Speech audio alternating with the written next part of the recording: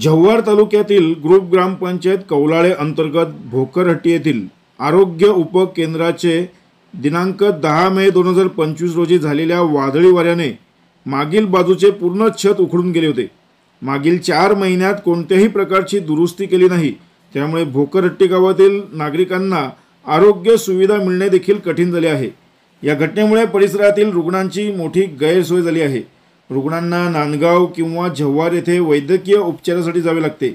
या घटनेबाबत काँग्रेस कार्यकर्ते बळवंत गावित व संपत पवार यांना माहिती मिळताच घटनास्थळी गेले असता तातडीने दुरुस्तीसाठी व आरोग्याची व्यवस्था पुनर्गठित करण्यासाठी जव्हारच्या पंचायत समितीच्या गट विकास अधिकारी दत्तात्रय चित्ते यांना लेखी निवेदन देऊन 8 दिवसाच्या व्यवस्थेत पूर्ववत न झाल्यास पंचायत समिती कार्यालयात हल्लाबोल आंदोलन करण्याचा गंभीर इशारा दिला।